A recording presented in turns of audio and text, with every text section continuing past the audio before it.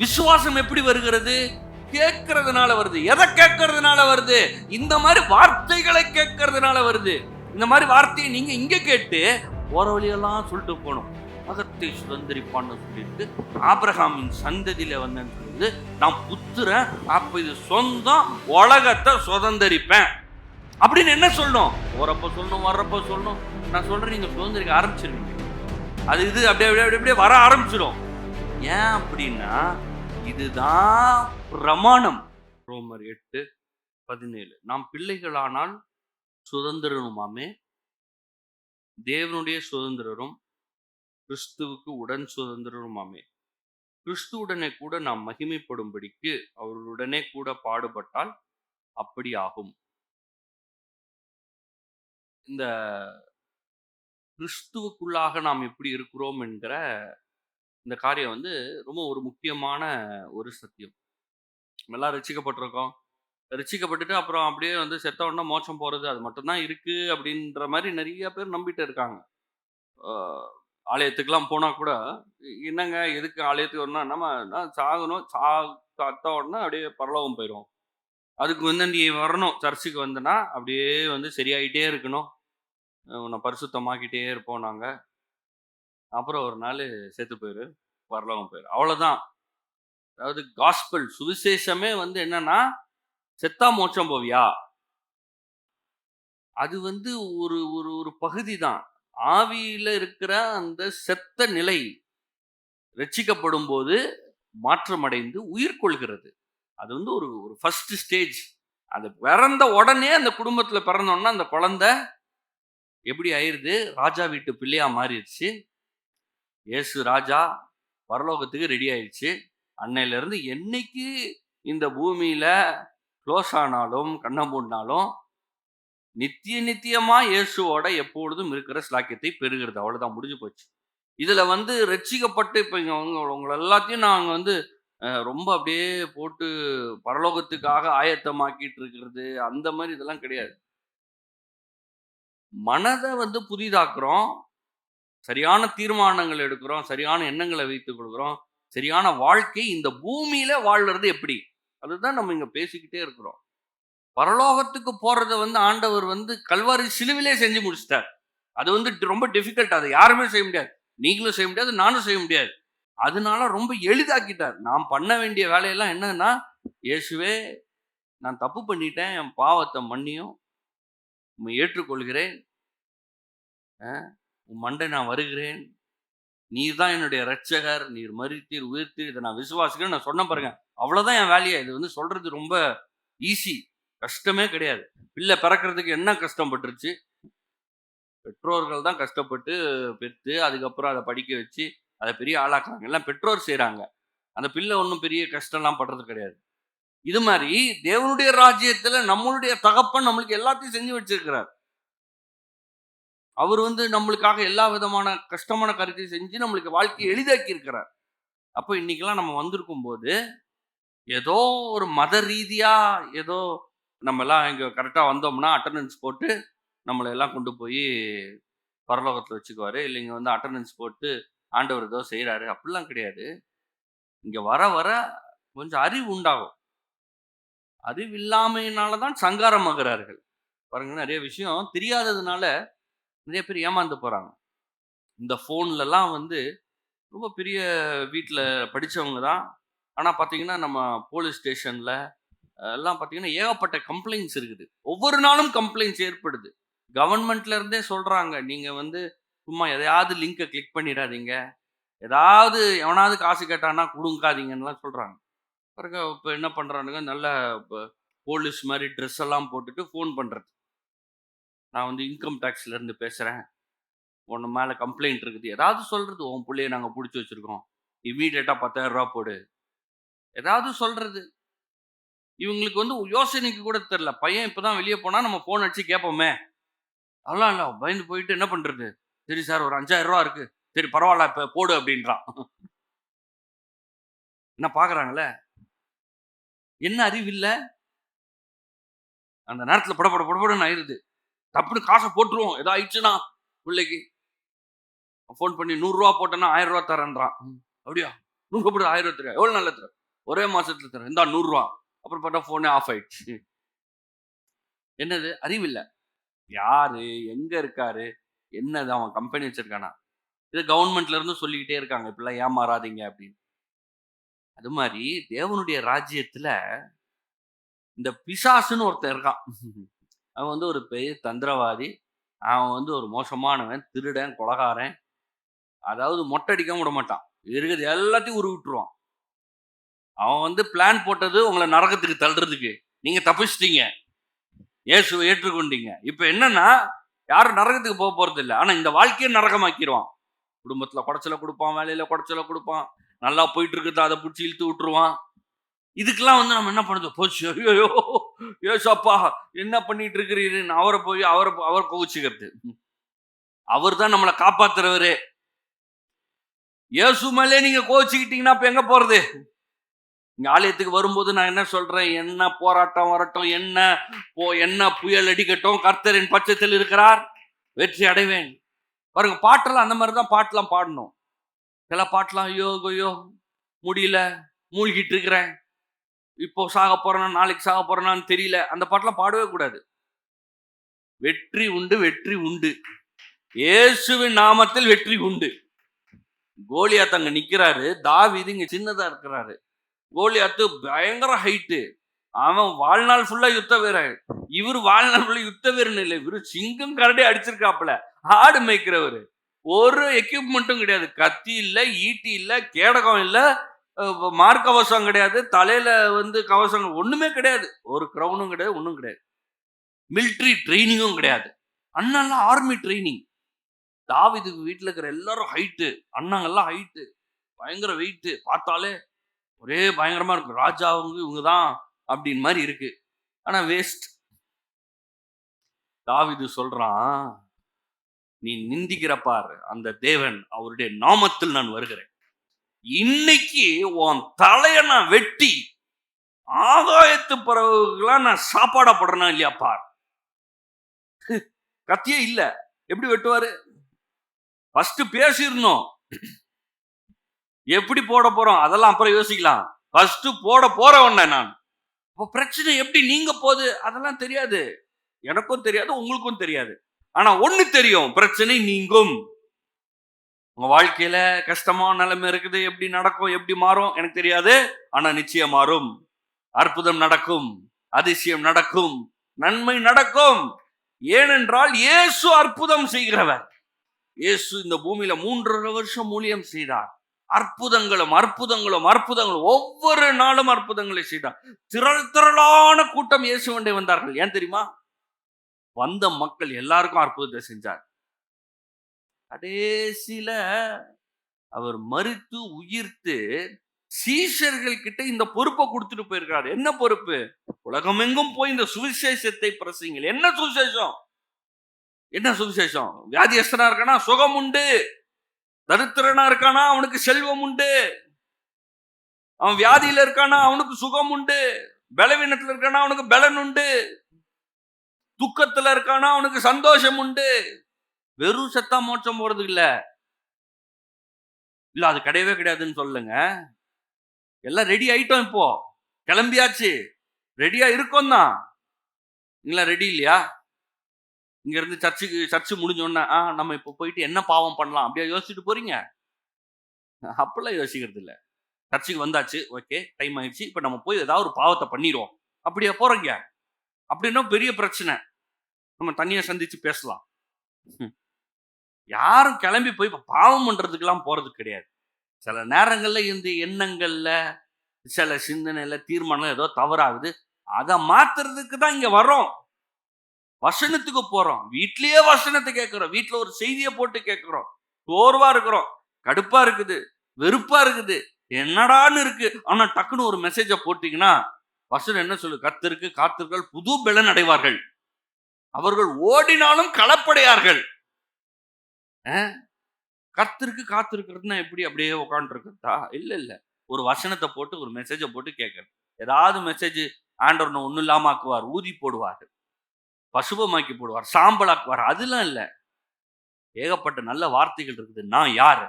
நான் ஆண்டவருடைய பிள்ளை, எனக்கு செய்யாம யாருக்கு செய்ய போறார்? எங்க அப்பா எனக்கா எல்லாத்தையும் செய்து முடிப்பார். இதெல்லாம் உட்கார்ந்து கேட்க கேட்க கேட்க என்ன ஆகுதுன்னா விசுவாசம் உண்டாகுது. அதை நம்பும் போது அதுவாவே என் வாழ்க்கை மாறிவிடுகிறது. இந்த ஸ்லாக்கியெல்லாம் அப்படிதான் பெருக்கணும் நம்ம. அப்ப இந்த வசனங்கள் எல்லாம் உங்களாவே மாறணும். அது இந்த வசனம் வாசித்த பாருங்க, நான் பிள்ளைகளானால் சுதந்திரமாமே. அதாவது நான் ஸ்டேஜஸ் சொன்னேன். அதாவது குழந்தை பிறக்குது, ஆனா நம்ம எல்லாம் வந்து அந்த குழந்தைன்ற அந்த ஸ்டேஜ்ல இருக்கக்கூடாது. எல்லாம் சொத்துக்கும் சொந்தவாளி தான் நானு. அதாவது நீங்க உங்க வீட்டுல நீங்க பிறந்த உடனே உங்க அப்பா சொத்து எல்லாத்துக்கும் உரிமையாளரா மாறிட்டீங்க. ஆனா குழந்தையா இருந்தா கொடுக்க மாட்டாங்க. காரை தூக்கி கொடுப்பாங்களா, கார் சாவி கொடுப்பாங்களா, போயிட்டு ஓட்டுவான்னு 5 வயசுல கொடுக்க மாட்டாங்க. பெரிய ஃபேக்டரியை ரன் பண்ண விடுவாங்களா 7 வயசுல, அதுவும் ரன் பண்ண விட மாட்டாங்க. அதுக்கு ஒரு மெச்சூரிட்டி வேணும். பெரிய ஆள் ஆனதுக்கு அப்புறம் கூட சொல்லுவாங்க, இப்படிலாம் நடந்துக்க கூடாது, நீ இப்படி செய்யக்கூடாது, அப்படி செய்யக்கூடாதுன்னு என்ன பண்றாங்க, ட்ரைனிங் கொடுக்குறாங்க. என்னது, அந்த அடல்ட்ஹுட்டுக்கு வரணும். குமாரத்துவம், அதை தான் வேதம் போதிக்கிறது. நீங்கள் குமாரர்களாய் இருக்கிறீர்கள். பிள்ளைதான், ஆனா குமாரர்களாய் நீங்க என்ன பண்ணணும், மாறணும். ஒரு முதிர்ச்சி அடைந்த நிலையை மாற வேண்டும். அப்பதான் என்ன ஆக முடியும், சுதந்திரவாளியா மாற முடியும், எடுத்துக்கொள்ள முடியும், சொத்துக்காரனா மாற முடியும். நான் வாரிசு தான், எங்க அப்பாவுடையது எல்லாம் எனக்கு தான் சொந்தம், வேற யாருக்கும் சொந்தம் கிடையாது. இந்த பூமி யாருக்கு படைச்சாரு, எனக்காக தான் படைச்சார். அவரு பரலோகத்தில் வாசம் செய்கிறார். அதே ரெப்ளிகாவா பரலோகம் எப்படி இருக்குதோ அதே மாதிரி பூமியை உண்டாக்கி என் கையில ஒப்பு கொடுத்து என்னெல்லாம் நான் வேணுமோ அதெல்லாம் உருவாக்க முடியும், நான் வாழ முடியும், என்ன வேணா வச்சுக்கலாம், எங்க வேணா போலாம், எவ்வளோ சிறப்பா வேணா வாழலாம். எனக்கு எல்லாவற்றையும் கொடுத்திருக்கிறார். இப்போ நான் அந்த குமாரத்துவன், ஒரு மெச்சூர்ட் ஸ்டேஜ், அதுக்கு தான் போனாதான் என்ன பண்ண முடியும், சுதந்திரிக்க முடியும். இதுல முதல் காரியம் என்னன்னா, யோவான் 1:12 அந்த 4 ஸ்டேஜ். யோவான் 1:12 அதுதான் ஃபர்ஸ்ட். அவருடைய நாமத்தின் மேல் விசுவாசம் உள்ளவர்களாய் அவரை ஏற்றுக்கொண்டவர்கள் எத்தனை பேரோ அத்தனை பேரும் தேவனுடைய பிள்ளைகளாகும்படி அவர்களுக்கு அதிகாரம் கொடுத்தார். பிள்ளையாகிறதுக்கு அதிகாரம் கொடுத்தார். ஃபர்ஸ்ட் பிள்ளை. இரண்டாவது ரோமர் 8:14 எவர்கள் தேவனுடைய ஆவினால் நடத்தப்படுகிறார்களோ அவர்கள் தேவனுடைய புத்திரராய் இருக்கிறார்கள். பிறந்தாச்சு பிள்ளை, இப்போ ஒவ்வொரு நாளும் தேவனுடைய ஆவியினால் நடத்தப்பட வேண்டும், தேவனுடைய வார்த்தையினால் நடத்தப்பட வேண்டும். எப்படி நான் பிறந்தேன், தேவனுடைய வார்த்தையினால பிறந்தேன், தேவனாலேயே பிறந்தேன். நான் ஃபர்ஸ்ட் எப்ப பிறந்தோம், அம்மா அப்பாவுக்கு பிறந்தோம். அடுத்து மறுபிறப்பு அடைஞ்சிருக்கிறோம். அது எப்படி அடைஞ்சோம், தேவனுடைய வார்த்தையினால, தேவனுடைய விருத்தினாலே, தேவனாலேயே பிறந்தோம், பிள்ளை ஆனோம். சரி, இப்ப அடுத்து என்னது, குமாரர்களாய். புத்திரனா எப்படி மாறணும், ஒவ்வொரு நாளும் நான் இஷ்டத்துக்கு செய்யறது கிடையாது. நான் பாட்டுக்கு போறது, நான் பாட்டுக்கு வர்றது, என் இஷ்டத்துக்கு வாழ்றது இல்ல. காலைல எந்திரிச்சோன்னு ஜோம் பண்றேன், காலைல இருந்துச்சு வேதத்தை வாசிக்கிறேன், அப்பா இந்த வேலைக்கு போறேன், ஏசப்பா உதவி செய்யுங்க. எல்லாத்துக்கும் ஆண்டவரை நம்பி இருக்கேன். திடீர்னு உள்ள சொல்லுது, இன்னைக்கு நீ வந்து போகாதன்னு சொல்லுது. திடீர்னு உள்ளுக்குள்ள இருந்து ஆண்டவர் பேசுறாரு, நீ இதை செய்யாதுன்னு சொல்றாரு. அப்ப நான் என்ன பண்றேன், செய்யாம இருக்கேன். அது எப்படி வருது, கேட்க கேட்க வரும். உங்க அம்மா அப்பா குரல் எப்படி கேட்கும், சின்ன வயசுல இருந்து கேட்டதுனால. திடீர்னு யாராவது ஒன்று மகனே அப்படின்னா நீங்க பாட்டு திரும்புவீங்களா, போயிட்டே இருக்கும்போது மகனே மகனேன்னு உங்களை யாருமே கூப்பிடல, அதனால நீங்க திரும்பவே மாட்டீங்க. உங்க பேரை கூப்பிட்டாலும் திரும்ப மாட்டீங்க. ஆனா ஒரு சத்தம் ஒண்ணு கேட்கும், டக்குன்னு திரும்புவீங்க. யாரு, எங்க அப்பா அம்மா யாரோ கூப்பிடுறாங்க அப்படின்னு. ஏன், அது தெரியுது, சின்ன வயசுல இருந்து கூப்பிட்டுருக்காங்கல்ல, அதனால. அப்போ தேவனுடைய ஆவினால் நடத்தப்படும் போது புத்திரராய் மாறுகிறோம். மூன்றாவது ரோமர் 8:19 தேவனுடைய புத்திரர் வெளிப்படுவதற்கு சிருஷ்டியானது மிகுந்த ஆவலோடே காத்து கொண்டிருக்கிறது. தேவனுடைய புத்திரர்களாக செயல்படுவதற்கு, சிருஷ்டிப்பதற்கு, ஆளுகை செய்வதற்கு, எல்லாவற்றையும் மேற்கொள்வதற்கு உலகமே காத்துட்டு இருக்குது. புத்திரரா நீங்க நடப்பீங்களான்னு. இங்க இருக்கிற ஒவ்வொருவரும் இந்த பூமியை ஆள வேண்டும், நீங்க இருக்கிற இடத்தை ஆள வேண்டும், உங்க சூழ்நிலையை ஆள வேண்டும். இன்னும் அநேக புத்திரர்களை ராஜ்யத்துக்குள்ள சேர்க்கறதுக்கு என்ன பண்ணணும், அதை பார்க்கணும்.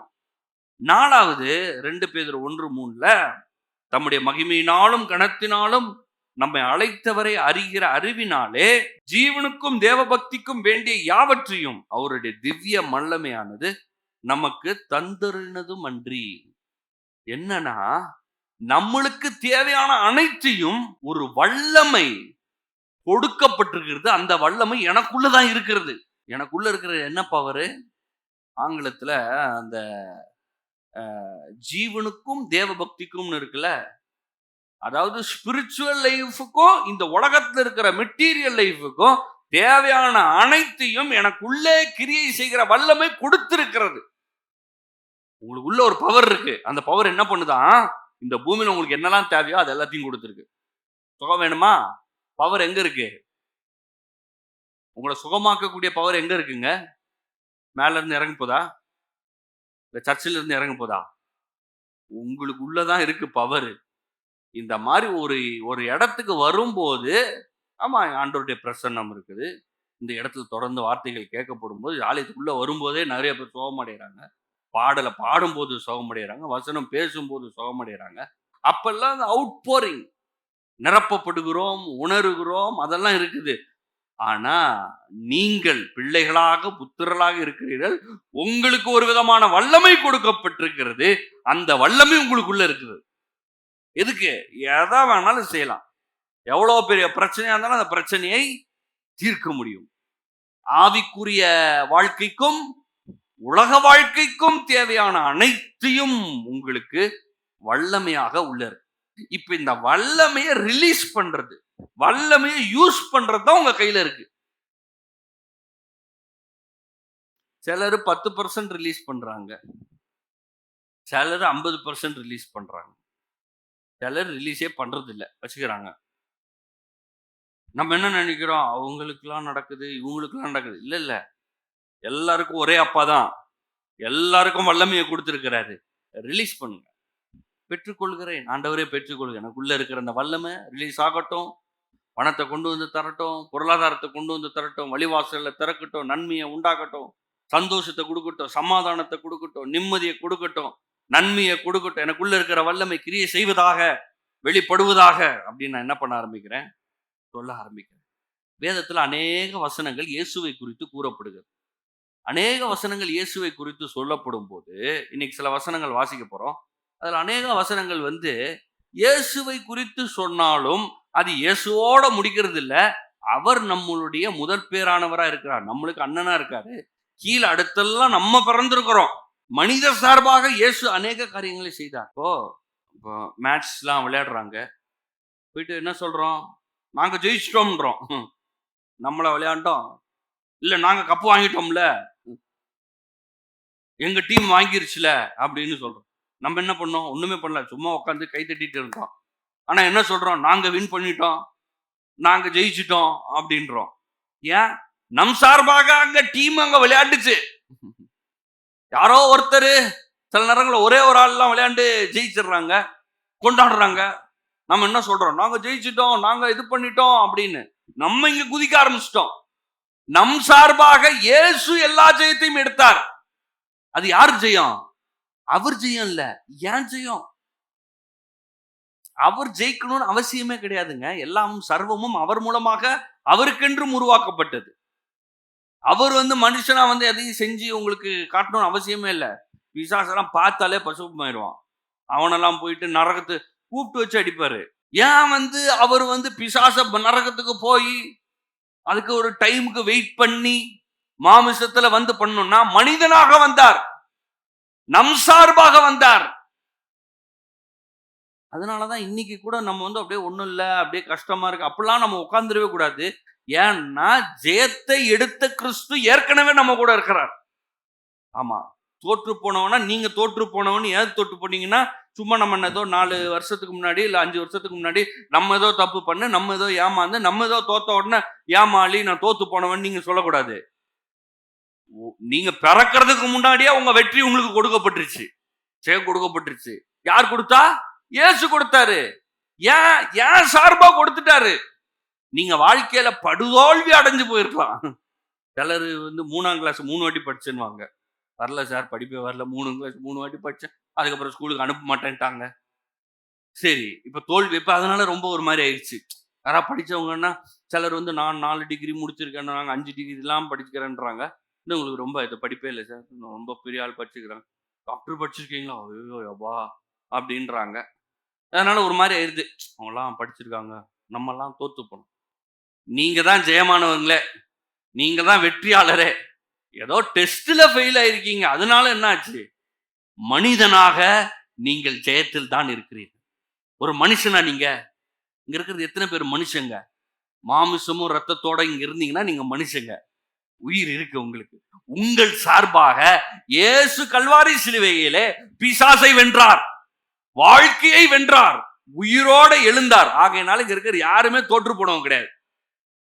நீங்க சும்மா ஒரு பேப்பர்ல ஏதாவது ஃபெயில் ஆயிருக்கலாம், ஏதோ 3ஆம் கிளாஸ் 4ஆம் கிளாஸ்ல ஃபெயில் ஆயிருக்கலாம். அதனால தோத்துருவோமா? நீங்கள் தோற்று போக முடியாது. நீங்கள் தோல்வியிலும் இல்லை, நீங்க எல்லாம் வெற்றியில இருக்கீங்க. எல்லாம் சொல்லுங்க, நான் வெற்றியில் இருக்கிறேன். ஆமா. அப்போ எப்படி என்ன பிள்ளையை அழைக்குது? நான் பிள்ளைன்னு எப்படி சொல்றேன்? நீங்களே எப்படி பிள்ளை ஆனீங்க? எப்படி தேவனுடைய ராஜ்யத்துல பிள்ளை ஆனீங்க? வாயை திறந்து சொன்னீங்க, நான் இயேசுவின் பிள்ளை, இயேசுவை ஏற்றுக்கொள்கிறேன், இயேசுவை என் பாவத்தை மன்னியும், உண்மையே நீ மரிச்சீரு உயிர் தீர்ந்து நம்புறேன் அப்படின்னு அன்னைக்கே பறந்துட்டீங்க. பாத்தீங்களா எப்படி பறந்தீங்க? சொன்னதுனால. எதை சொன்னீங்க? இந்த வார்த்தையை சொன்னீங்க. அந்த வார்த்தையினாலே பிறந்தீர்கள். இப்போ ஏற்கனவே உங்களுக்கு வெற்றி ஜெயம்லாம் கொடுக்கப்பட்டிருக்குது. அது எப்படி உரிமையாக்கி கொள்ள போறோம்? நான் சொல்லணும். நான் தோத்து போயிட்டேன்னு சொல்லக்கூடாது. தோத்து போயிருக்கிறவங்க தான் தோத்து போயிருக்கேன்னு சொல்லவே கூடாது. கஷ்டத்துல இருக்கும்போது தான் கஷ்டப்படுறேன்னு சொல்லக்கூடாது. வேதத்துல அநேக வசனங்கள் உரிமையாளர்கள்ன்றது பேசுகிறது, சொத்துக்காரர்கள் பேசுது, சுதந்திரவாளின்னு பேசுகிறது, அடாப்ஷனை பத்தி பேசுது, தத்தெடுப்பது. தத்தெடுக்கணும்னா நம்ம எப்படி நினைச்சுக்கிறோம்னா ஒன்றும் இல்லாதவன், இந்த உலகத்துல சில சில காரியங்கள்லாம் இருக்கிறது, அதை வச்சு நம்ம அப்படியே எடுத்துக்கிறோம். பவுல் பவுலுடைய நிருபங்கள்ல பிள்ளைன்னு சொல்றாரு, சுதந்திரவாளின்னு சொல்றாரு, வாரிசுன்னு சொல்றாரு, அடாப்டட் சன்ன்றாரு, நீங்கள் கிறிஸ்துவாகவே இருக்கிறீர்கள் அப்படின்றாரு. இதெல்லாம் என்னன்னா நம்மளுக்கு இருக்கிற ஸ்லாக்கியத்தை வார்த்தையில சொல்ல முடியல. அதுதான் நிஜமான காரியமே. நம்மளுக்கு வார்த்தை இருக்கு, அது பார்த்தீங்களா? என்ன சொல்றதுன்னே தெரியல, எப்படி எப்படியோ சொல்றாரு. என்ன சொல்ல வர்றாருன்னா, இந்த உலகத்துல உன்னை அவ்வளோ பெரிய உயர்ந்த ஸ்தானத்துல வச்சிருக்கேன், கிறிஸ்துவாவே வச்சிருக்கேன். இப்போ திடீர்னு நீங்க இயேசு தோன்றி, மகளே உனக்கு என்ன வேண்டும் அப்படின்னு கேட்டா எப்படி இருக்கும்? மகனே உனக்கு என்ன வேண்டும் அப்படின்னு திருப்பி சொன்னா, ஏசப்பா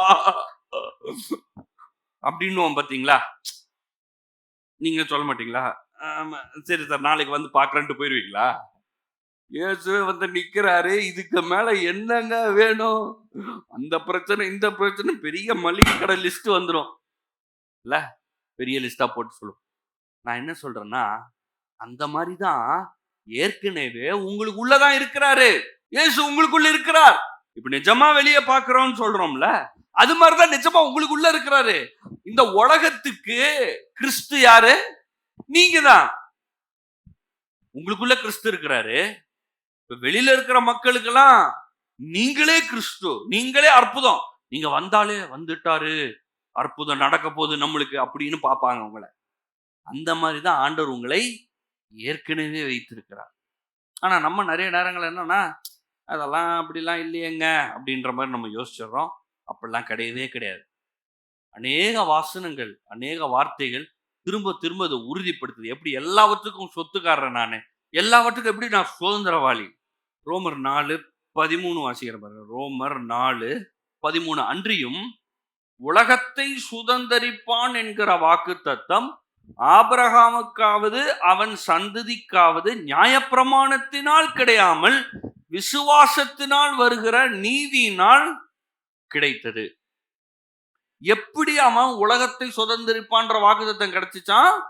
விசுவாசத்தினால கிடைச்சிச்சான். உலகத்தை சுதந்திரிப்பான்ற ஒரு வாக்கு தத்தம் யாருக்கு கொடுக்கிறாரு? ஆண்டவர் ஆபிரகாமுக்கு கொடுக்கிறாரு. ஆண்டவர் அவனுக்கு ஆபிரகாமுக்கு இந்த வாக்கு தத்தத்தை கொடுக்கும் போது ஆபிரகாமுக்கு என்ன இருந்துச்சு? ஒன்றும் இல்லை.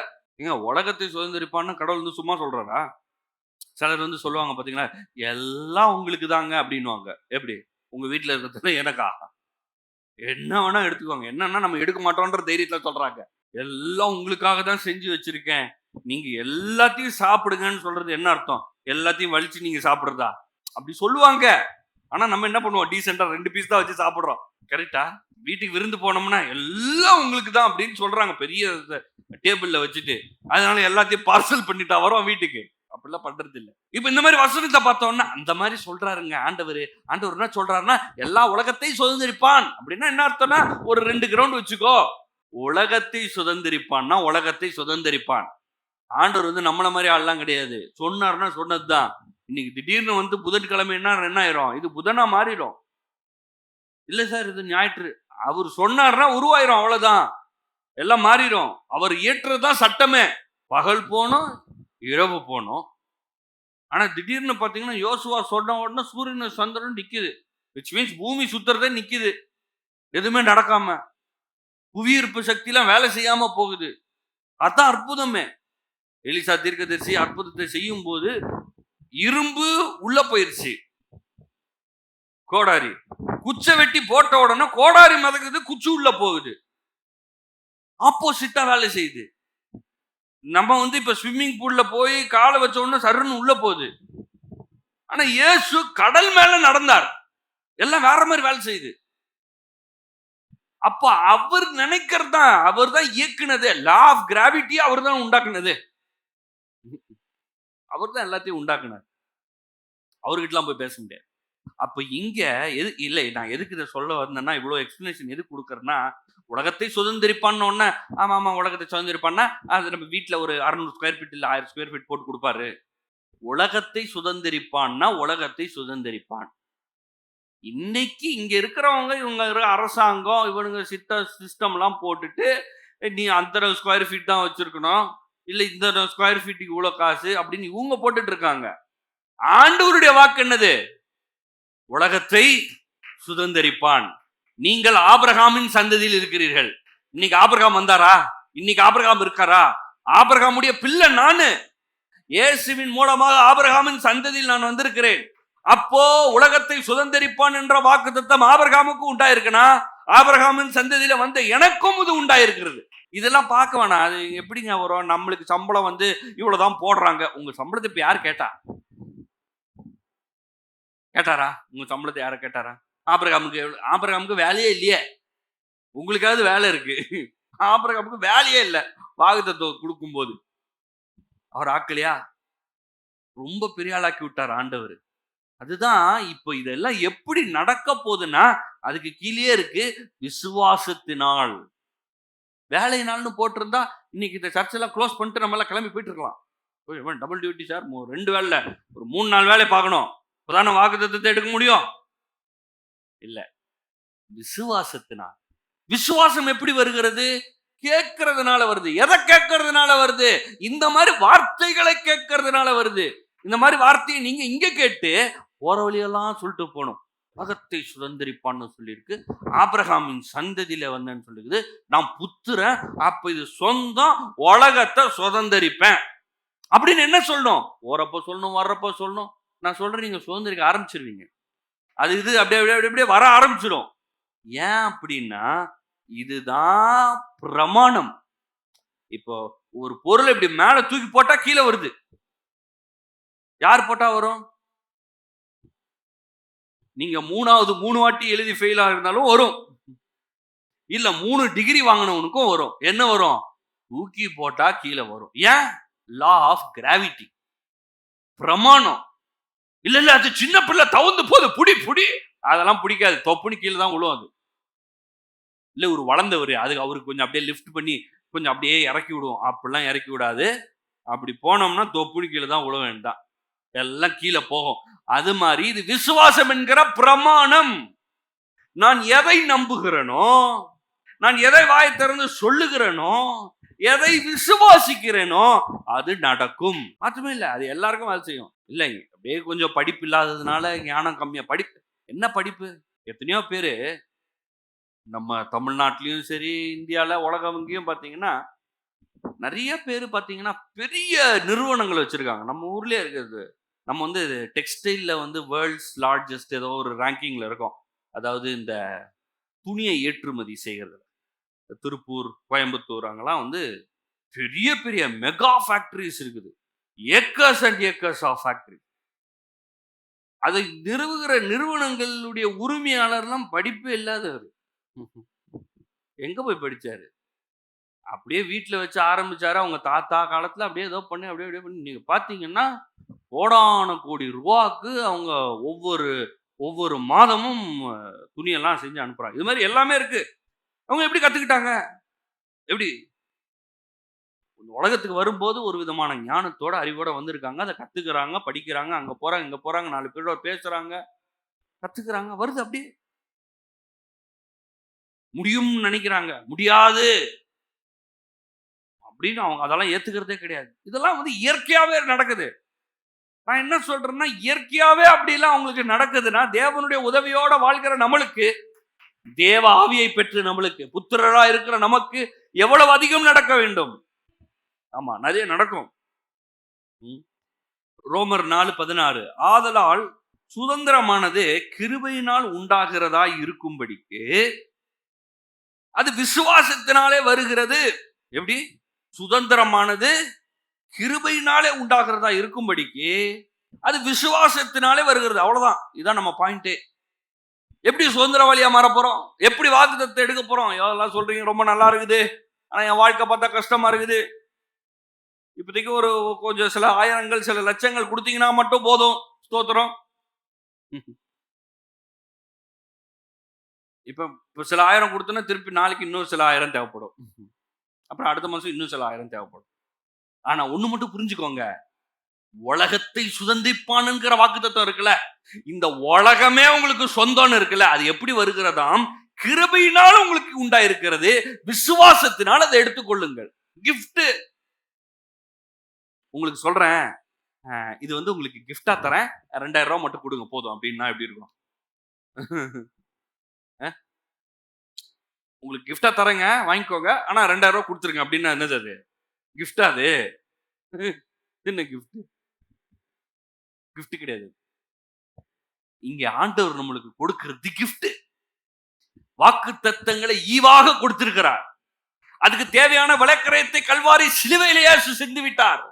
இப்ப இது எனக்கு கிருபையாக ஈவாக ஃப்ரீயாக கொடுக்கப்பட்டிருக்குது. ஃப்ரீனால ஓசினால அது விலை இல்லாதது இல்ல. விலையை எடுக்க முடியாது, விலையை கவுண்ட் பண்ண முடியாது. நீங்க அது இன்ஃபினிட்டி. பூமியை கால்குலேட் பண்ண எவ்வளவு எவ்வளவு காசுங்க அது? வாங்க முடியுமா? ஒரு ஸ்கொயர் ஃபீட் என்னமோ ரேட்லாம் சொல்றாங்க. அந்த பக்கம் போனா ஒரு ஸ்கொயர் ஃபீட் 20,000 ரூபாவாம். ஒரு ஸ்கொயர் ஃபீட். ஆமா, அதுக்கு மேல எல்லாம் போகுது சார். ஓ, ஒரு ஸ்கொயர் ஃபீட் 20,000 போதா? அப்போ எங்கேயோ கொண்டு போறானே. சரி, அப்ப உலகத்தை எப்படி கால்குலேட் பண்றது? வெறும் நிலம்.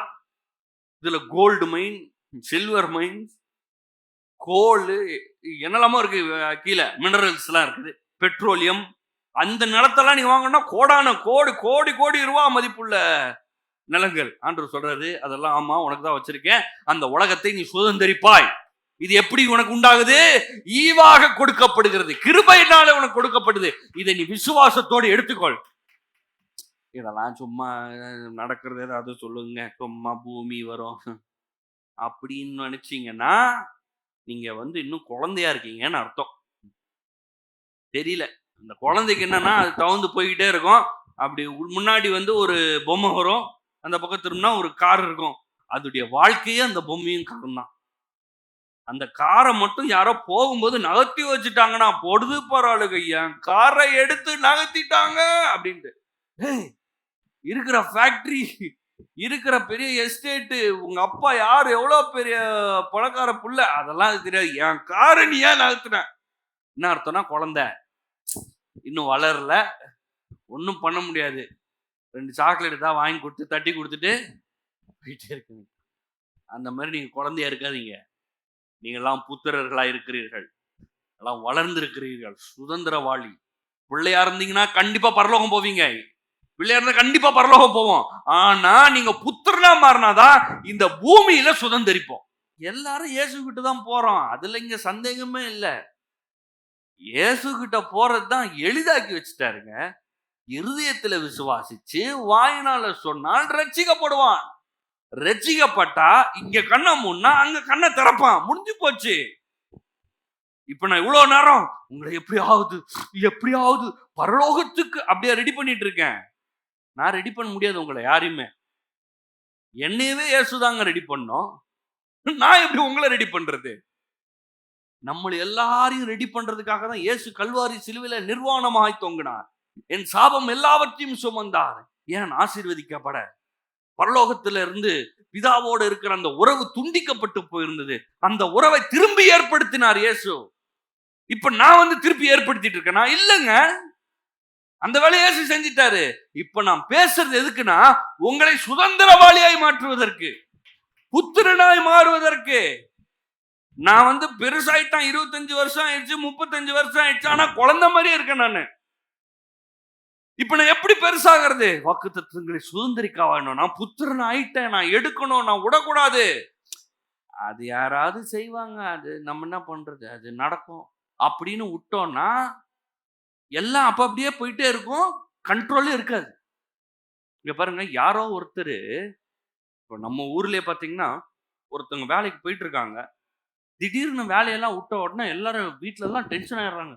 நீ வேலையை விட்ட, இப்படி வருமானம் எப்படி, நான் எப்படி இட்லி சாப்பிடுவேன், நாளைக்கு தோசை வேணும், தக்காளி வேணும் அப்படின்னோன்னு அவர் சொல்றாரு, இல்ல நான் ஆராய்ச்சி பண்ண போறேன், நான் வேலை செய்ய போறேன், 2 வருஷத்துக்கு டிஸ்டர்ப் பண்ணாதீங்கன்னா. வீட்டுலலாம் ஒரே சண்டை, நீ இப்படி இட்லி எனக்கு எப்படி கிடைக்கும், தக்காளி எப்படி கிடைக்கும், நான் வீட்டுலலாம் ஒரே பிரச்சனை. ஆனாலும் அவர் என்ன பண்றாரு, தனியா இருந்து ஆராய்ச்சி பண்ணி அப்புறமா கண்டுபிடிச்சிட்டாரு. என்ன கண்டுபிடிச்சாரு? எலக்ட்ரிசிட்டி, கம்ப்யூட்டரு, பொருட்கள் எல்லாம் வீட்டுல மாலை போட்டு வரவேற்றுட்டு இருந்தாங்களா கண்டுபிடிச்சவங்க. அவங்க ஹிஸ்டரியில எடுத்து போய் வாசிச்சு பாருங்க. வேலைக்கு போயிட்டு இருக்கிறவங்க வேலையை விட்டுட்டு, அவங்க பாக்குற அந்த வேலையை விட்டுட்டு கொஞ்சம் சாப்பாடை வச்சு, வீட்டுல சிலர் கஷ்டப்பட்டாங்க, சிலர் வீட்டுல பொறுத்துக்கிட்டாங்க, சிலர் அவனை விட்டுட்டே போயிட்டாங்க. ஆனா அவன் என்ன ஒரு 10 வருஷத்துல பெரிய கோடீஸ்வரன் ஆயிட்டான். ஏன்? எதையோ கண்டுபிடிச்சான், ஆனா அதுக்கு டைம் கேட்டுச்சு. அந்த மாதிரி நான் போயிட்டு இருக்கிற அந்த ரெகுலர் லைஃப் போயிட்டே இருக்கலாம். நம்ம பாட்டுக்கு போனோமா, 2 தோசையை சாப்பிட்டோமா, படுத்து தூங்கினோமா, திரும்பி நாளைக்கு கிளம்பிக்கு வேலைக்கு போனோமா, அப்படியே போயிட்டு அப்படியே அந்த வாழ்க்கை அப்படியே தள்ளிட்டு அப்படியே அப்படியே ஏசப்பாட்டு போயிடுவோம். போங்க, அப்படி கூட போங்க, அது கூட போலாம். ஏசப்பாட்டு அப்படியே போங்க. வந்தோமா, சோத்திரம் சோத்திரம் அல்லேலூயா, சண்டே முடிஞ்சிச்சு, இனி எப்போ அடுத்த சண்டே தான் பைபிள்லாம் எடுத்துட்டு வரலாம், அப்படியும் வாழலாம். நிறைய பேர் இருக்காங்க அந்த மாதிரி. ஆனா நீங்க வாழாதீங்க அந்த மாதிரின்னு சொல்றேன். இப்ப வர போன்ல எல்லாம் வந்துருச்சுல, அது பைபிள், அது எங்கேயாவது இருக்கும். அது எப்போ, அது எப்பயாவது தோணும், ஏதாவது வசனம் ஏதாவது வரும்போது ஏதாவது சொல்லலாம். இந்த மாதிரி இருந்தோம்னா இட்ஸ் an ordinary life. குழந்தை மாதிரி வாழ்ந்துட்டு இருக்கோம். புத்திரனா மாறல, சுதந்திரவாளியா மாறல. ஆபிரகாமின் ஆசீர்வாதங்கள் வேலையை செய்யாம போயிடும், அதை நம்ம எடுக்காம போயிடும். ஆனா நான் என்ன சொல்ல வரேன்னா, நீங்கள் புத்திரன், நீங்கள் வாரிசு, சுதந்திரவாளி, பூமியை சுதந்திரிப்பீர்கள் என்கிற வாக்குத்தத்தம் இருக்குது. அது ஆபிரகாமுக்கு சொல்லல, உங்களுக்கு சொல்லப்பட்டது. ஏன்? அவருக்கு தெரியும் ஒருத்தர் வராரு, அம்பத்தூர்ல ஒருத்தர் வராரு, அவர் ஆபிரகாம் சந்ததியில வந்துடுவாரு, கிறிஸ்துவின் மூலமா பூமியை சுதந்திரிப்பார். நியாயப்பிரமாணத்தை சார்ந்தவர்களாகிய சந்ததியாருக்கு மாத்திரம் அல்ல. ரோமர் 4:14. இப்போ இதெல்லாம் சொன்ன உடனே சிலருக்கு அப்படியே வந்துருவாங்க, நீங்க சொல்றதெல்லாம் கரெக்டு, அது ஆபிரகாமுக்கு சொல்லுது, நம்மளுக்கு சொல்தா? அங்க என்ன போட்டிருக்குது? உலகத்தை சுதந்திரிப்பான் என்கிற வாக்குத்தத்தம் 4:13. ஆபிரகாமுக்காவது அவன் சந்ததிக்காவது. அப்போ ஆபிரகாமின் சந்ததின்னு வருதுல்ல. நம்மளாம் எங்க இந்தியர்கள், தமிழர்கள், எங்க தாத்தா இந்த திருமுனையில இருந்தாரு, இந்த திருமுனையில தான் இருந்தாரு, அவன் பூட்டணும் அங்கதான் இருந்தாரு, நாங்களும் ஆபிரகாமுக்கு சம்பந்தமே கிடையாது, நல்லா பெருசா பேச வந்துருவாங்க. அந்த மாதிரி ஆளுங்களுக்காக தான் இந்த வசனம் போட்டிருக்குது 16. நியாயப்பிரமாணத்தை சார்ந்தவர்களாகிய சந்ததியாருக்கு மாத்திரமல்ல. அதாவது என்னன்னா, ஆபிரகாம் சந்ததியில் அப்படியே மோசே வந்தோன்னு நியாயப்பிரமாணம் கொடுக்கப்பட்டுச்சு அந்த இஸ்ரவேல் மக்களுக்கு. அவங்களுக்கு மாத்திரமல்ல, நம்ம எல்லாருக்கும். எல்லாம் சொல்லுங்க, நம்ம எல்லாருக்கும். எல்லாரும் சொல்லுங்க, நம்ம எல்லாருக்கும். தகப்பனாகிய ஆபிரகாமுடைய விசுவாசத்தை சார்ந்தவர்களான எல்லா சந்ததியாருக்கும் அந்த வாக்குத்தத்தம் நிச்சயமா இருக்கும்படி அப்படி வருகிறது. நீங்க நான் சொல்றேன் கேளுங்க, அப்படியே வாழ்ந்துட்டு போயிடணும்னா வாழ்ந்துட்டு போலாம், வாழ்வாங்க. நிறைய பேர் இருக்காங்க, இப்பயும் இருக்காங்க. ஒவ்வொரு நாளும் செத்துட்டு தான் இருப்பாங்க. இந்த வருஷம் சாவாங்க, அடுத்த வருஷம் சாவாங்க, அதுக்கு அடுத்த வருஷம் செத்துட்டே இருப்பாங்க. அவங்க பாட்டு போவாங்க, சாப்பிடுவாங்க, தச்சுக்கு வருவாங்க. சோதரம் அல்லேலூயா, என் பிள்ளைக்கா சோதரம் ஆண்டவரே, பிள்ளைக்கு எப்படியாவது நல்ல சீட்டை கிடைக்க கொடுக்கணும் ஆண்டவரே. நல்ல சீட்டு கிடைச்சிடும். அடுத்து என்ன ஜபம்? ஆண்டவரே ஸ்தோத்திரம், இந்த பிள்ளைக்கு நல்ல திருமணமாக வேண்டும். திருமணமும் நல்லா ஆயிடுச்சு. ஆண்டவரே இந்த பிள்ளைக்கு ஒரு நல்ல பேர பிள்ளையை கொடுங்க ஆண்டவரே. பேர பிள்ளையும் வந்துருச்சு. இப்ப என்ன அடுத்து? பேர பிள்ளை நல்லாக படிக்க வேண்டும் கர்த்தாவே ஸ்தோத்திரம் ஆண்டவரே. அந்த பேர பிள்ளையும் நல்லா படிச்சிச்சு. எப்படியாவது இந்த பேர பிள்ளைக்கு நல்ல சீட்டு கிடைக்கணும் கர்த்தாவே. பெரிய காலேஜ்ல சீட் அதுவும் கிடைச்சிருச்சு. உன் வாழ்க்கை ஃபுல்லா உன் புள்ள, உன் பேர புள்ள, இதை தவிர வேற எதுவும் கிடையாது. உலகத்துல இருக்கிறவங்களே அது இதை விட நல்லா பண்றாங்களே. பக்கத்து வீட்டுக்காரன் பிள்ளைக்கும் சேர்த்து பண்றானே. யோசிச்சு பாருங்க. சர்ச்சைக்கு வருது, ஆண்டவரை தேடுறதும் நம்ம பிள்ளைக்கும் நம்ம பேர பிள்ளைக்குமா? அப்ப இந்த வேதத்துல இவ்வளோ இவ்வளோ காரியங்கள் ஆண்டவர் எழுதி வச்சது உங்க பிள்ளைக்கும் உங்க பேர பிள்ளைக்குமா? ஆபிரகாமின் சந்ததியில இருக்கோங்க பூமியை சுதந்தரிப்பான். உங்க பிள்ளைக்கு வரட்டும், உங்க பேர பிள்ளைக்கும் வரட்டும். ஆனா பக்கத்து வீட்டுக்காரன் இருக்கான் பாருங்க, அவன் புள்ள அவன் பேர பிள்ளைக்கும் வரணும். அந்த தெருவுல இருக்கிறான் பாருங்க, அந்த தெருவுல இருக்கிற அவ்வளோ பிள்ளைக்கும் வரணும். அதுக்கு நீங்க ஏதாவது செய்யுங்கன்ற. There is a joy in giving. ஒண்ணும் இல்லைங்க, உங்களுக்கு ரொம்ப கஷ்டமா இருக்குன்னு வச்சுக்கோங்களேன்.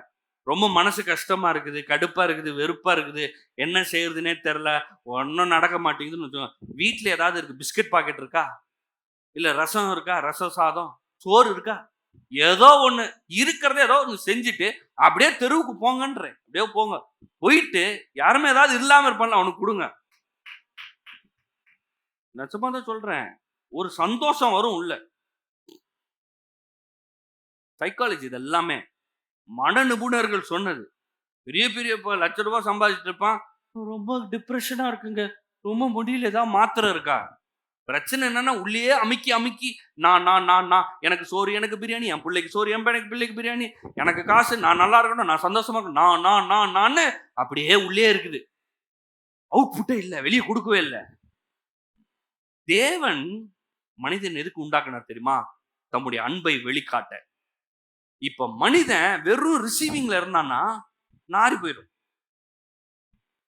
ஆண்டார் அதனாலதான் வசனம் சொல்லுது, தேவனிடத்தில் அன்பு கூறுவாயாக. ஃபர்ஸ்ட் காட், அப்புறம் பீப்புள்.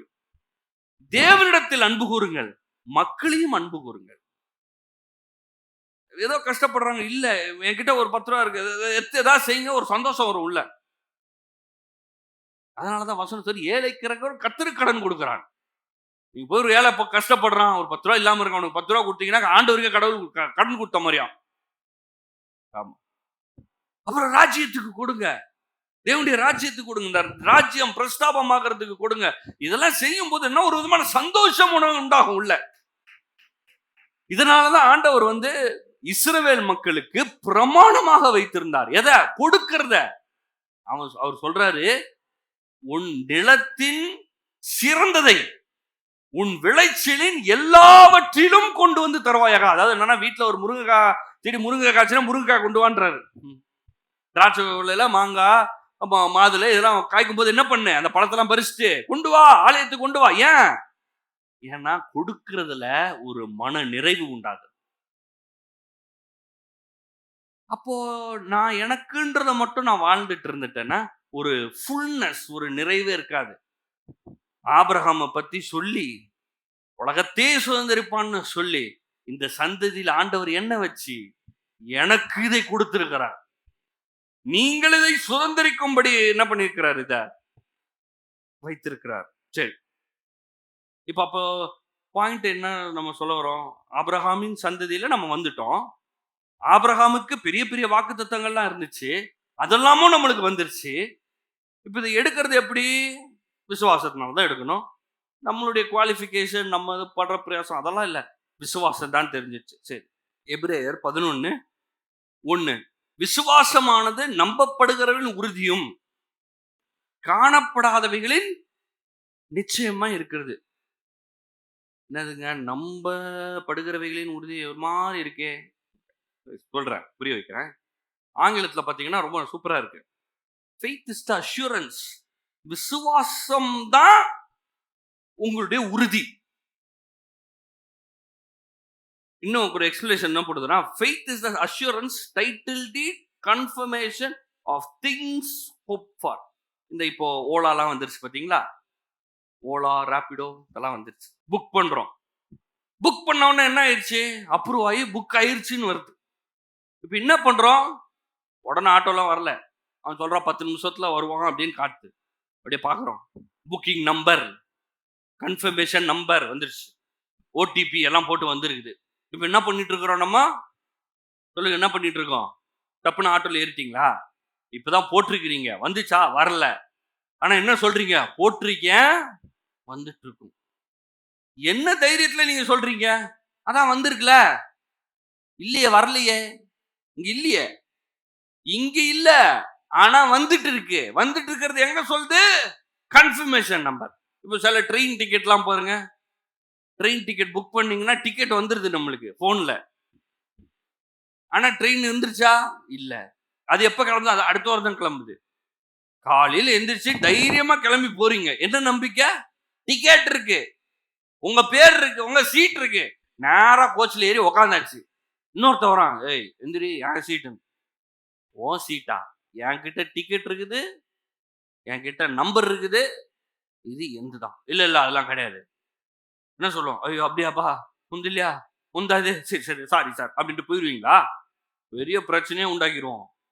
யாரு தெரியுமா நானு? என்ன நினைச்சிட்டு இருக்கிற? நான் டிக்கெட்டை போட்டேன், என் பேர் இருக்குது, என் நம்பர் இருக்குது, இந்த இருக்குது நம்பர், இது என் டிக்கெட் அப்படின்னு சொல்லிட்டு பெரிய ஆர்ப்பாட்டம். ஏன்? கன்ஃபர்மேஷன் இருக்குது, நம்பர் இருக்கு. அவன் எங்கேயோ போயிட்டு போறான், என் சீட்டு நான் தான் உட்கார்றேன், எனக்கு கன்ஃபார்ம் ஆயிருச்சு. அப்போ இங்க என்ன போட்டிருக்குன்னா, faith is the assurance, title deed and confirmation. ஆனா விசுவாசமே உறுதி. நீங்க நம்புறீங்கல்ல, அந்த நம்பிக்கை தான் உறுதி. எது உறுதி? அது நிஜமா இருப்பதின் உறுதி. நான் வாயை திறந்து சொல்றேன், வியாதியா இருக்கும் போது இயேசுவின் தழும்புகளால் நான் சுகமாய் இருக்கிறேன் அப்படி சொல்றேன் பாருங்க, அதுதான் கன்ஃபர்மேஷன் நம்பர் மாதிரி. இப்போ டைட்டில் டீட்னா நம்ம பத்திரம் இருக்கு பார்த்தீங்களா? நம்மளுடைய அரசாங்கத்தின்படி, நம்மளுடைய இந்திய அரசாங்கம், தமிழ்நாடு அரசாங்கத்தின்படி நீங்க ஒரு பத்திரத்தை வச்சிருந்தீங்கன்னா, அப்புறம் அவங்க சில அப்ரூவல் வச்சிருக்காங்க, சிஎம்டிஏ அப்ரூவல், டிடிசிபி அப்ரூவல், பட்டா, இதெல்லாம் இருந்துச்சுன்னா இந்த நிலம் யாருக்கு சொந்தம்? இல்ல இல்ல, காலங்காத்தால 6 மணி ஆயிடுச்சுன்னா நிலத்தை சுத்தி ஒரு ரவுண்டு வரணும், சாயந்தரம் ஒரு ரவுண்டு வரணும், வந்தாதான் உனக்கு சொந்தம்னு சொல்லி மாத்தி போட்டாங்கன்னா என்ன பண்றது? ஒன்றும் இல்லை, நம்ம எல்லாம் கிளம்பி போக வேண்டியதுதான். நிலத்தை சுத்தி சுத்தி வரணும் காலையும் சாயந்தரம், இல்லாட்டி இன்னொருத்தருக்கு சொந்தமாயிரும்.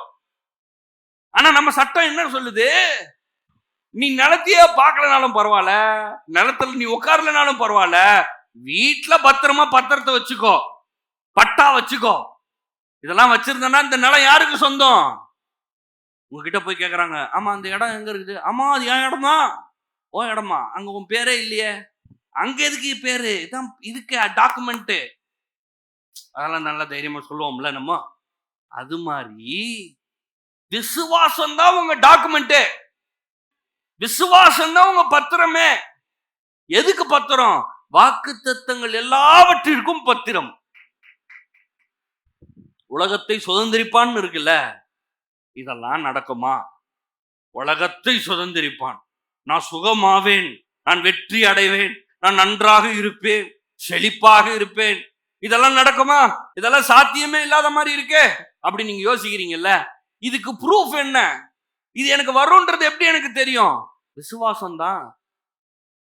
என்னது விசுவாசம்? இந்த வார்த்தை தான். அதனாலதான் வேதத்துக்கு போறோம். அதனாலதான் இப்ப ஞாயிற்றுக்கிழமைக்கு வந்து வசனத்தை கேட்கிறோம். இதை கேட்கிறோம், திருப்பி வீட்டுக்கு போய் இதை சொல்றோம். இதுதான் பத்திரம். இதை நம்ம பார்த்துட்டே இருந்தோம்னாலே அது வந்துடும். இது இருக்கிறதே ஃபர்ஸ்ட் உறுதி தான். அதனாலதான் இங்க வசனம் போட்டிருக்குது, விசுவாசமானதே நம்பப்படுகிறது உறுதி. நீங்க ஒண்ணு நம்புறீங்கல்ல, அதுக்கு வாக்கு தத்துவம் இருக்கா? அப்ப அது உங்களுக்கு தான், முடிஞ்சு போயிடுச்சு. நான் கடன் கொடுப்பேன், கடன் வாங்காத இருப்பேன். நீ கடன்காரனா இரு, கடன்ல இரு. ஆனா வசனம் என்ன சொல்லுது? கடன் கொடுப்பேன், கடன் வாங்காத இருப்பேன். அவ்வளவுதான். அதான் எனக்கு சொந்தம், நான் அதை நம்புறேன், அவ்வளவுதான். உலகத்துல இருக்கிறவன் அவன் சொல்லுவான், நீ அந்த பில்ல கட்டல, இந்த பில்ல கட்டல, நீ அப்படி பண்ணும் இப்படி பண்ணும், உனக்கு அந்த வியாதி இருக்குது, இது பார் டெம்பரேச்சர் ஏறி இருக்குது, இது பார் மெஷர்மெண்ட் ஜாஸ்தியா இருக்குது, இது குறையுது, அதனாலதான் சொல்லுவாங்கல்ல, இது உருளுது, அந்த மாதிரிலாம் சொல்லுவாங்க. அவங்க சொல்லட்டும். இயேசுவே என் பரிகாரி ஆகிய கர்த்தர் அப்பத்தையும் தண்ணீரையும் ஆசீர்வதித்து வியாதியை விட்டு விளக்குவார். என்னது? அதுதான் உறுதி. என்ன உறுதி? எனக்கு சுகமா இருக்கிறேன், சுகமா இருப்பேன்ற உறுதி. காணப்படாதவைகளின் நிச்சயமா இருக்கிறது. பார்க்க முடியாது. உங்க சுகத்தை பார்க்க முடியாது, பூமியை சுதந்திரிப்பான் என்கிறதை பார்க்க முடியாது, செல்வ செழிப்பா இருக்கிறதை பார்க்க முடியாது. ஆனா நான் இன்னைக்கு சொல்றேன், இந்த வசனத்துல இருக்கா அது உண்மை.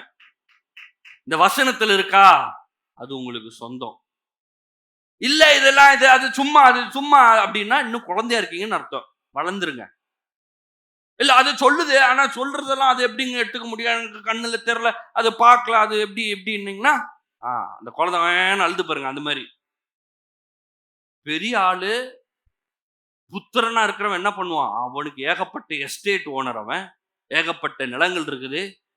சிலதை அவன் கூட பார்த்துருக்க மாட்டான், டாக்குமெண்ட்டை பார்த்துருப்போம். ஓ அங்க அது இருக்கா, ஓகே ஓகே எல்லாம் ஓகே. எந்த டாக்குமெண்ட் இருக்கா, அவன் டாக்குமெண்ட் தான், பத்திரம் இருக்கா, ப்ராப்பரா அப்ரூவல் இருக்கா, அவ்வளவுதான், அது எந்து.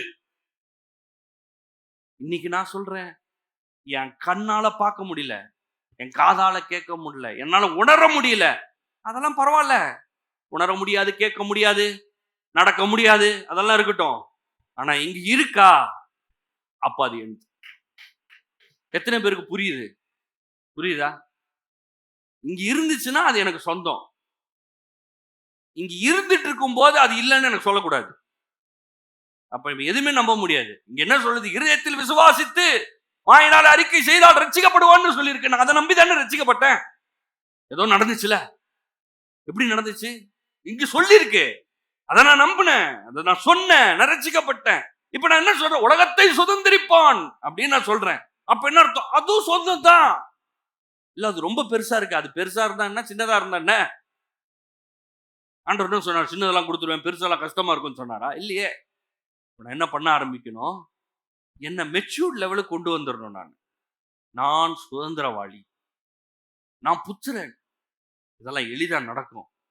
இப்ப யோசிக்கும் போது பெருசா இருக்கு, ஆனா இங்க சொல்லி இருக்கிறபடினாலே அது நிச்சயமா என் வாழ்க்கையில நிறைவு. இயேசுவின் நாமத்தினால இது எல்லாம் நிறைவேறுவதாக. நீங்கள் சுதந்திரவாளி, நீங்கள் புத்திரனா இருக்கிறீர்கள், நீங்கள் பூமியை சுதந்திரிப்பீர்கள். எக்ஸ்ட்ரீம்ல அம்பத்தூர்னு சொன்னா கூட கொஞ்சம் நல்லா இருக்குது சார், இல்ல பக்கத்து வீடு எதிர் வீடுன்னு சொன்னா கூட பரவாயில்ல, பூமி ஐயோ ரொம்ப டூமச்சா இருக்கு. ஆண்டவர் சொல்ற, நான் அப்படிதான் செய்வேன், ஏன்னா நீ என் பிள்ளை. இந்த பூமியானது நிறைவும் என்னுடையது, என்னுடையது எல்லாம் உன்னுடையது. நான் சொல்றேன், உங்களுக்கு என்ன வேணும் எல்லாவற்றையும் நீங்கள் எடுத்துக்கொள்ளலாம். ஜோமனும் பிதாவே இயேசுவின் நாமத்தினால உங்களுக்கு ஸ்தோத்திரம். வார்த்தைக்காக நன்றி, கூட பேசுனதுக்காக ஸ்தோத்திரம். அற்புதம் செய்கிறவர், அதிசயம் செய்கிறவர், வாக்குத்தத்தங்களை எல்லாவற்றையும் எங்களுக்காக நிறைவேற்றுகிறார். சுதந்திரவாளியாய் மாற்றுகிறேன், வாரிசாய் வைத்திருக்கிறேன், உடன் சுதந்திரராய் வைத்திருக்கிறேன், பூமியை சுதந்திரிக்கிறவராய் மாற்றி இருக்கிறேன். கர்த்தாவே, இந்த வாக்குத்தத்தங்கள் எல்லாம் சொந்தமாவதாக, வந்திருக்கிற ஒவ்வொருவருடைய வாழ்க்கையிலும் நிறைவேறுவதாக. அநேக வாக்குத்தத்தங்கள், ஏராளமான நன்மைகள், இது எல்லாவற்றையும் வார்த்தையிலிருந்து போய் எடுத்துக்கொண்டு அதை நிஜமாக்குவார்களாக, வாழ்க்கையில் அனுபவிப்பார்களாக, நல்ல வாழ்க்கை அமைவதாக. இயேசுவின் நாமத்தில் பிதாவே, ஆமென்.